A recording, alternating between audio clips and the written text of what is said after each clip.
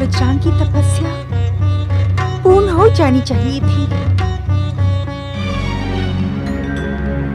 क्या ब्रह्मदेव मेरे पुत्र की उपेक्षा कर रहे हैं? नहीं नहीं, क्या दुष्ट देवताओं की षड्यंत्र में ब्रह्मदेव भी फंस गए?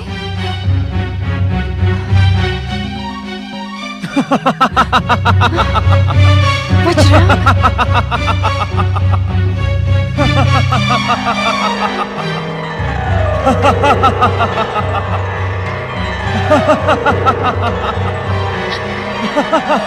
पुत्र वज्रांग। प्रणाम माता श्री। आपकी आज्ञा अनुसार मैं ब्रह्मदेव से वरदान प्राप्त करके लौट आया हूँ। किंतु वरदान प्राप्त कर तुम यहाँ क्यों चले आए वज्रांग? आपका आशीर्वाद लेने माता।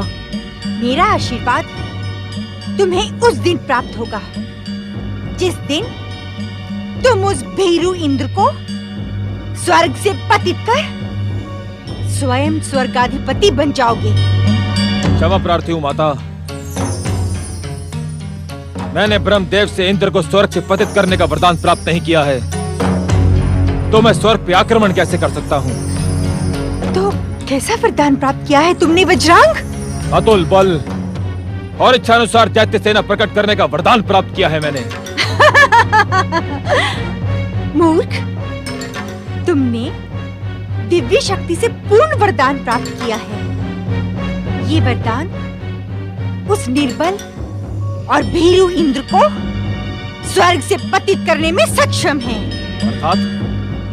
अर्थात स्वर्ग तुम्हारा है, तुम स्वर्गाधिपति बनोगे। अपनी इच्छानुसार दैत्य सेना को प्रकट कर स्वर्ग पर आक्रमण करो और मेरी इच्छा पूर्ण करो। जाओ। जो आज्ञा माता।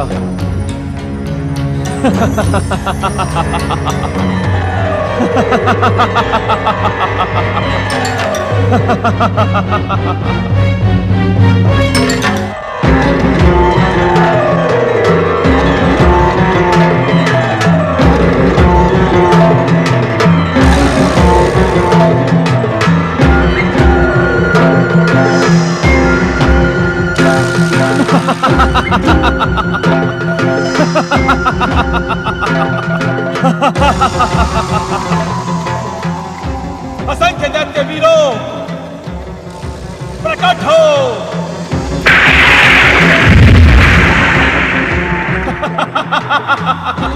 वरदानी वीर दैत्यराज वज्रांग की वरदानी वीर दैत्यराज वज्रांग की। मेरी एकमात्र इच्छा पर प्रकट होने वाले दैत्य वीरों, आगे बढ़ो और स्वर्ग पर अपना अधिकार कर लो। वरदानी वीर दैत्यराज वज्रांग की। वरदानी वीर दैत्यराज वज्रांग की। वरदानी वीर दैत्यराज वज्रांग की। वरदानी वीर दैत्यराज वज्रांग की। वरदानी वीर दैत्यराज वज्रांग की। वरदानी वीर दैत्यराज वज्रांग की। वरदानी वीर दैत्यराज वज्रांग की। स्थिति पुत्र वज्रांग का ये दुस्साहस, हमें इसको इसकी दुष्टता का दंड देना ही होगा। हाँ, ऐसा भयानक दंड की भविष्य में कोई अन्य असुर स्वर्ग की ओर देखने का दुस्साहस भी ना कर सके। वरदानी वीर दैत्यराज वज्रांग की। देवसेना प्रकट हो। ठहरो देवगणों, शक्ति के साथ साथ युक्ति का भी प्रयोग करना सीखो। हमें स्वर्ग को युद्ध स्थल नहीं बनाना है।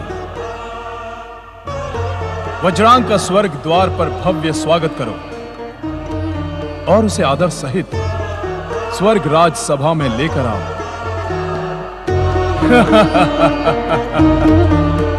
चकित न हो देवताओं, इस युक्ति की प्रेरणा हमें वाग देवी मां सरस्वती की कृपा से ही प्राप्त हुई है। वरदानी वीर दैत्यराज वज्रांग की।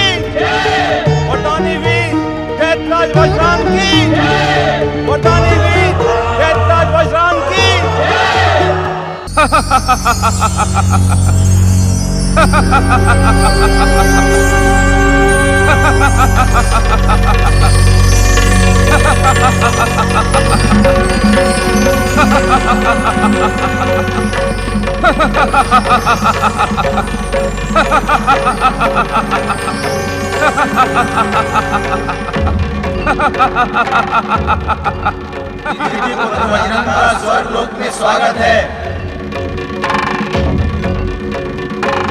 पधारिए महाबली।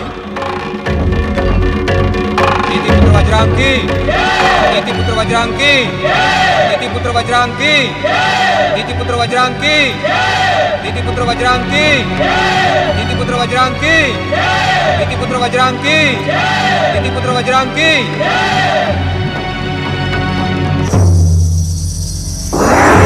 पुत्र महाबली वज्रांग की। पधारे महाबली दैत्यराज वज्रांग, आपका स्वर्ग में स्वागत है। मैं यहाँ पधारने नहीं, शक्ति प्रदर्शन द्वारा स्वर्ग पर अधिकार करने आया था। किंतु आप लोगों का व्यवहार देखकर मैं चकित हूं। यदि आप हमारे शत्रु होते तो हमारा व्यवहार ऐसा न होता। आप हमारे शत्रु नहीं, आप हमारे भ्राता हो।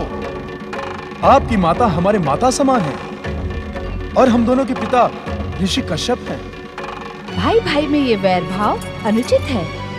जिस तरह ये स्वर्गलोक इनका है, वैसे ये आपका भी है देवर जी। और हमारी इच्छा के अनुसार आप हमारे साथ स्वर्ग सिंहासन पर विराजमान होइए।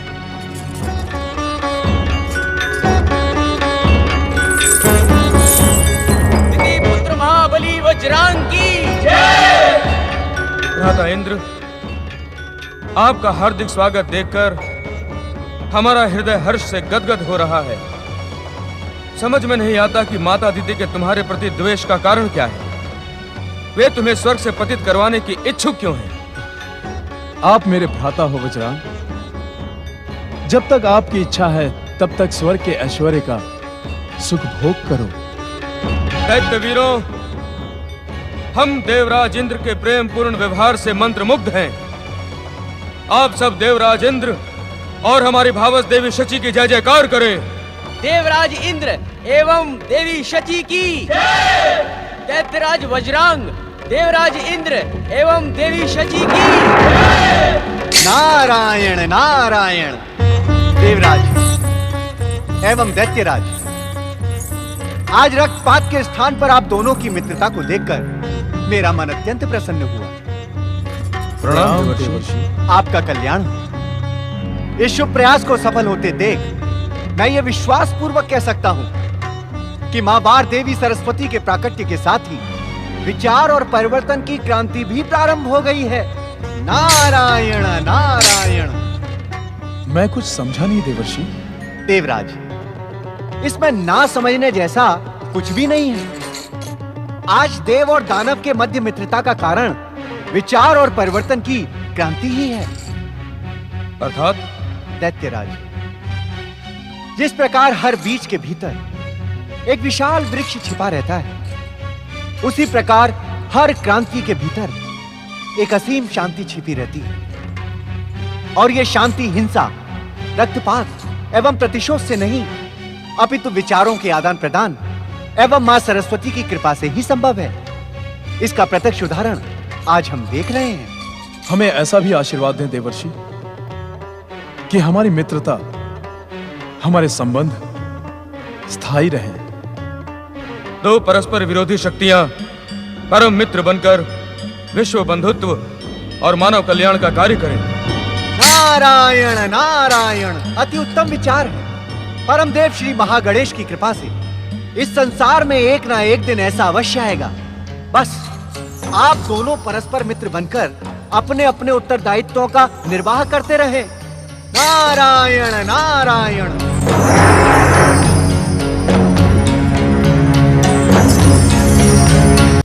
ओम महागणेशाय नमः स्वाहा। ओम महागणेशाय नमः स्वाहा। ओम महागणेशाय नमः स्वाहा। ज्ञान का भ्रम करने वाले ईश्वर, क्या आपको इस सत्य का ज्ञान नहीं कि इस संसार का सुख भोग वीर और बाहुबली ही करते हैं। क्या कहने को इच्छुक हो तुम दीदी? यही कि श्री महागणेश की आराधना से अदिति पुत्र इंद्र पर आया मेरे पुत्र वज्रांग का भयानक संकट टल नहीं सकता। इंद्र स्वर्ग से पतित होगा और पृथ्वी पर अनाथ निराश्रितों की भांति द्वार द्वार भटकेगा। मेरे ज्ञान पर आरोप लगाने वाली दीदी, संभवतः तुम्हें इस बात का ज्ञान नहीं है कि श्री महागणेश की आराधना करने से भयंकर से भयंकर संकट समाप्त हो जाते हैं, असाध्य कष्टों से मुक्ति मिलती है। जाने देना स्वामी। तुम बीच में बोलकर मुझे उत्तेजित करने का साहस न करो अदिति, अन्यथा परिणाम न तुम्हारे हित में होगा और न ही तुम्हारे पुत्र के। नारायण नारायण। देवी दीदी, अब तो परिणाम शुभ ही शुभ होगा। अर्थात का सत्य संभवतः आप सुन न सकें देवी दीदी। नारायण नारायण, क्योंकि ये आपको और आपकी महत्वाकांक्षा को भयानक पीड़ा पहुंचा सकता है। नारायण नारायण। भूमिका बनाकर हमारा समय नष्ट न करे देवर्षि। जो कुछ भी कहना है शीघ्र और स्पष्ट कहें। ठीक है, तो मैं स्पष्ट कह देता हूँ। स्पष्ट ये है देवी दीदी कि देवी अदिति का पुत्र इंद्र और आपका पुत्र वज्रांग दोनों बंधु भाव से गले मिलकर एक साथ स्वर्ग के सिंहासन पर बैठे हैं।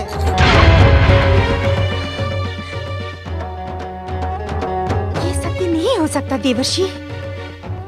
देवर्षि नारद का कथन सत्य का प्रमाण माना जाता है दीदी। देवी दीदी, श्री महागणेश आपका कल्याण करें, किंतु आपकी महत्वाकांक्षा ध्वस्त हो चुकी है, क्योंकि वज्रांग की स्वर्ग पर अधिकार करने और देवराज इंद्र को पतित करने की तनिक भी इच्छा नहीं है। नारायण नारायण। यदि आपका कथन असत्य हुआ देवर्षि, तो मेरे पिता दक्ष प्रजापति के श्राप के पश्चात आपको मेरे श्राप का भी कष्ट भोगना होगा।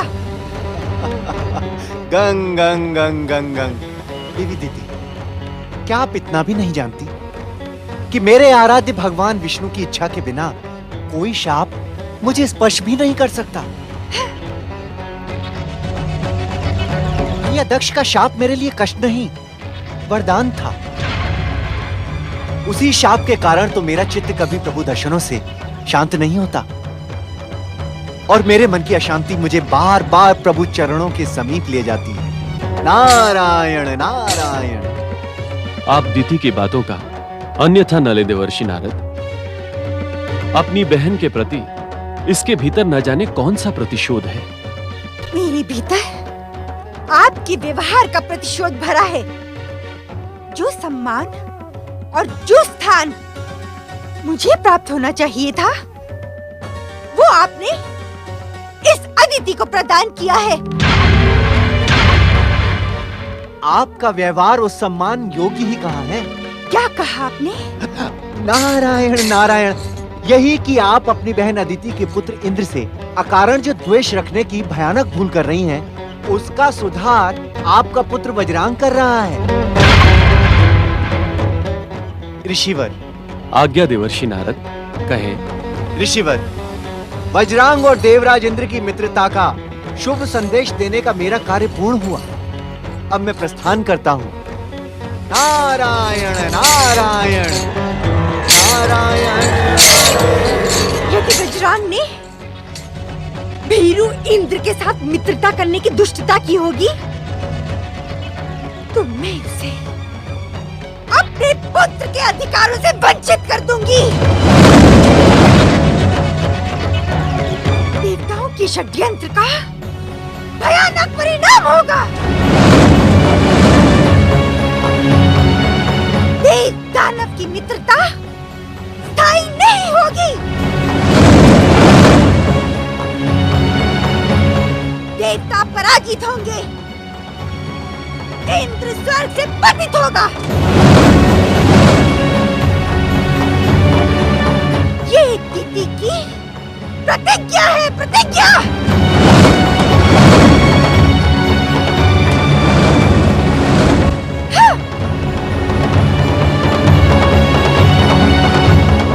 कृपा करें श्री महागणेश, कृपा करें। परम देव श्री महागणेश दिति को सुबुद्धि दे, उसे ज्ञान दे कि प्रतिशोध की भावना स्वयं को ही समाप्त कर देती है। कृपा करें।